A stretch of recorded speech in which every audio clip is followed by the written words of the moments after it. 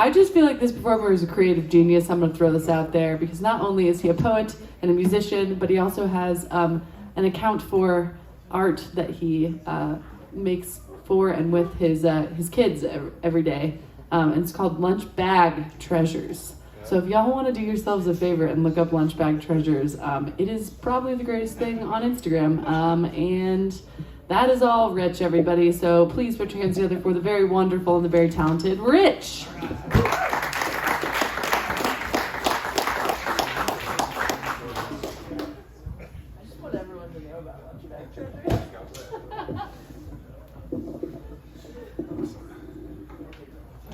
All right, well, how's everyone doing? Good. I'm glad. I'm going to do something a little different tonight. I'm just going to do one song because I got something a little bit longer that I'm going to read.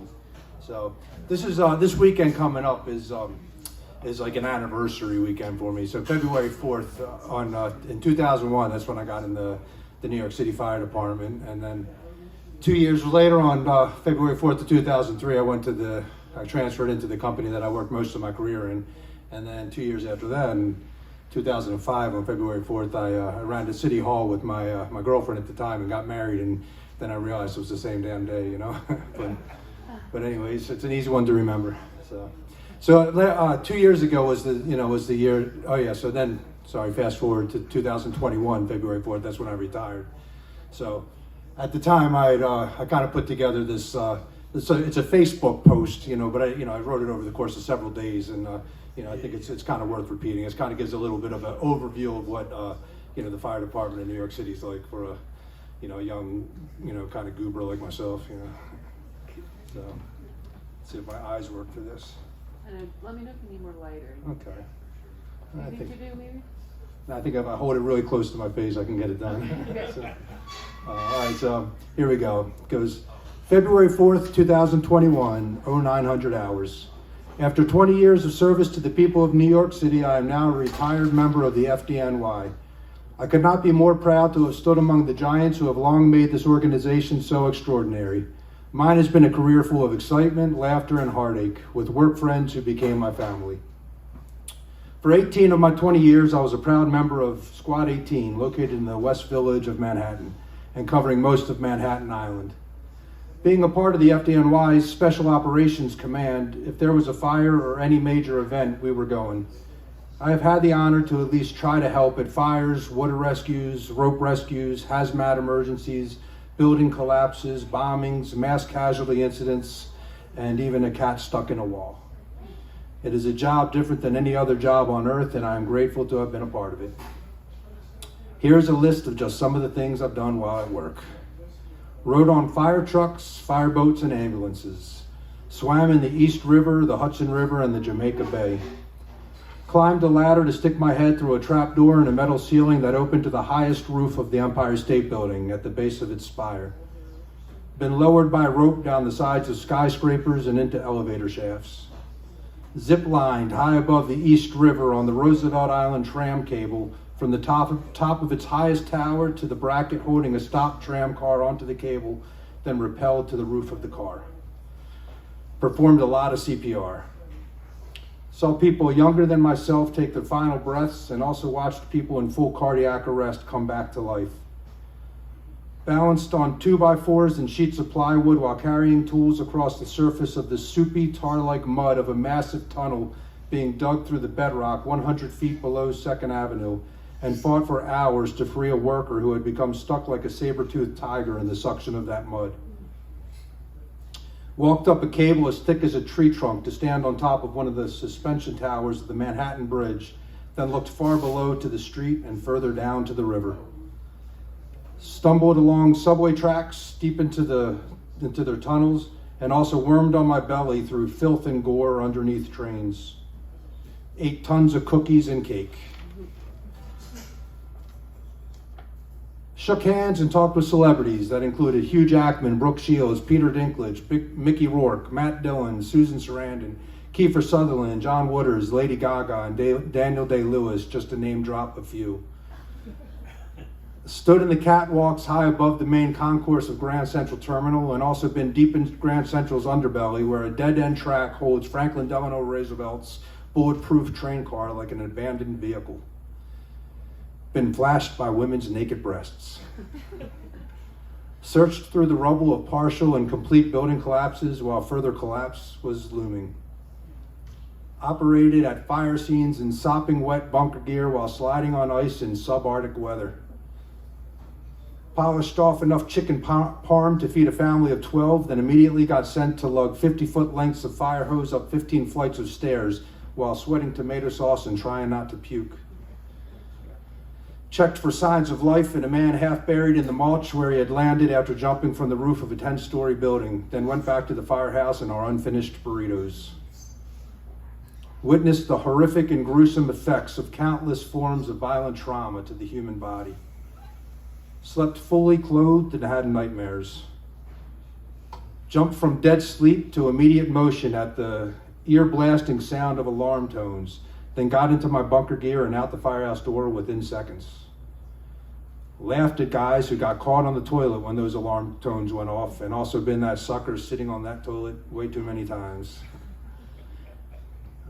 Dropped pasta into boiling water, then cursed out those damn alarm tones for ruining another meal. Walked up 48 flights of stairs with 100 pounds of firefighting gear to reach a burning apartment one hot summer afternoon after the building's sprinklers had shorted out all the elevators. Had 5-gallon buckets of water dumped onto my unsuspecting head and also done the dumping onto others. Cheered for and participated in eating challenges that included ghost peppers, piles of wasabi, spoons full of cinnamon, whole boxes of cupcakes, full bottles of apple cider vinegar, and all sorts of disgusting edible items. Had my heart broken by friends lost to the hazards of our job. Been deep inside furnaces of flames that were once people's homes. Carried a 70-pound pit bull from a second-floor bedroom down the stairs and out of a house just ruined by fire. Realized I was completely lost in smoke-filled rooms after thinking I knew my exact weight to get out. Been in heat so extreme that even pressing myself to the floor because heat rises, I could still feel it burning through my bunker gear. Dragged in muscled bodies, both living and dead, through smoke so woolly thick that visibility was zero. Slipped and fell face first onto the blistered belly of one fire casualty after I'd helped to carry his body out of the flames, then started to move him across his back patio. Played a lot of poker and usually lost. Laughed and smoked cigars at the front of the firehouse and been one of the heads turning in unison when beautiful women walked by. Watched a mother cradle the baby she had just given birth to in the front seat of her husband's car while their other 3 children were in the back seat. Fought back my tears while strangers mourned their loved ones, their loved ones who we were unable to save. Had children look at me like I was a celebrity. Squinted through the window of a severely damaged car one sunny afternoon expecting to see an equally damaged driver and saw instead a flower and a plastic water bottle on the dashboard and 2 buck-naked lovebirds fast asleep. Sat around the kitchen table solving all the world's problems. Climbed ladders to the roofs of buildings as high as 7 stories while carrying a saw or rope bag slung over my shoulder and tools in both of my hands. Became completely engulfed in thick black smoke 3 stories up a 5-story climb, then continued to the roof as fast as I could rather than try to get my mask on my face and risk dropping tools to the occupied sidewalk below. Broke and cut my way through doors, windows, roofs, ceilings, floors, sidewalks, and walls. Lifted cars, trucks, buses, and trains. Searched through the wreckage of an airplane crash in the Rockaways that killed a few hundred people. One more page.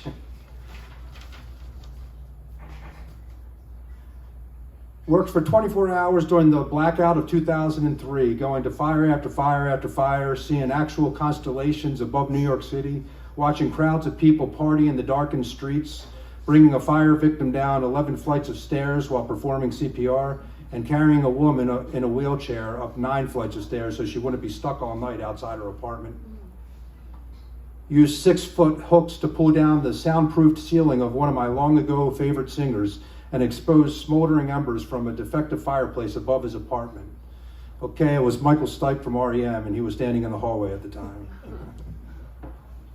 Wriggled through spilled groceries to aid a woman who was looking calmly around while most of her body was under a bus, then realized she had been ripped completely in half and was only being held together by the weight of the tires. Did my best and often worse to make my friends laugh. Went to hospitals to visit the newborn babies of my firefighting brothers. Watched 4th of July fireworks from the tops of fire trucks. Had close-up views to the Pride and Halloween parades, both of which passed near our firehouse and gave me some of my most fun and hilarious days and nights at work. Was forced to choose which victims to leave and which to try to help one awful Halloween when a monster in a pickup truck ran over dozens of people on the West Side Highway's bike path. Experienced the awful destruction and unthinkable loss of 9/11/2001. Cried every 9/11 since. Stood years later on a wide open upper floor of the Freedom Tower while it was still under construction and looked out across the awe-inspiring spread of New York City. And of course, tremendously enjoyed the company of my work friends who are now permanent members of my family.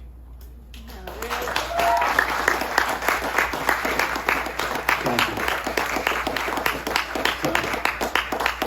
All right, so now, if that wasn't, I guess, heartbreaking enough, I'm going to give you a heartbreaking song. But, the very first time I ever did the open mic here, Meg remembers this. She had mentioned this song a few times, but I played this song. It's the last time I played it here, but it's a song from my dear friend John Tierney, who was the best friend I'd made in the academy, and then 7 months later he died on 9/11. So anyway, here we go.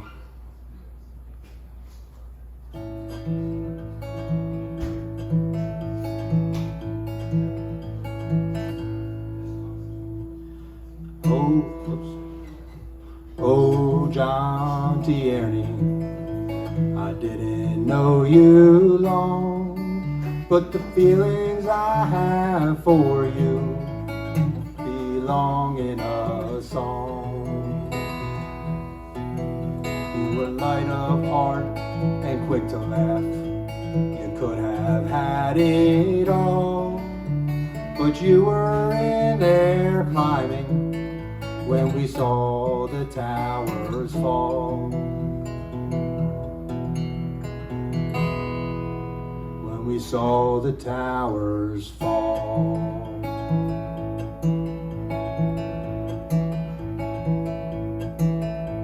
We learned the job together in the icy winter cold, holding push-ups in the slush whenever we were told. You made me laugh and I made you, and we never would complain while we fought exhaustion in the icy rain.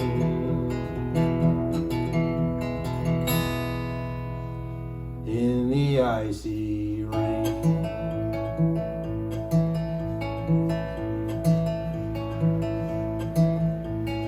You call me on the telephone just to play guitar. You'd sing each Bob Dylan song you had learned so far. We'd talk about our fires and hope we had done good. Both of us were confident we'd done the best we could. We'd done the best we could.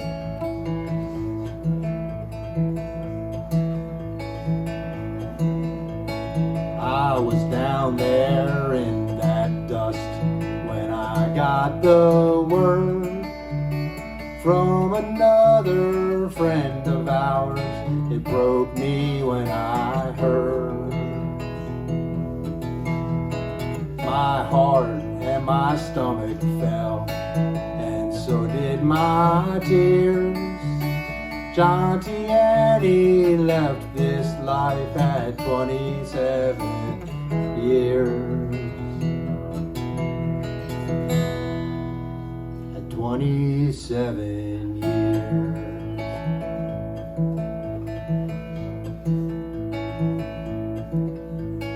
Oh, John Tierney, I didn't know you long, but the feelings I have for you belong in a song. You were light of heart and quick to laugh. You could have had it all, but you were in there climbing when we saw the towers fall.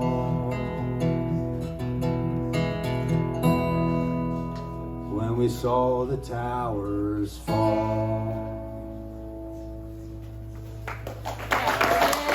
Thank you guys very much.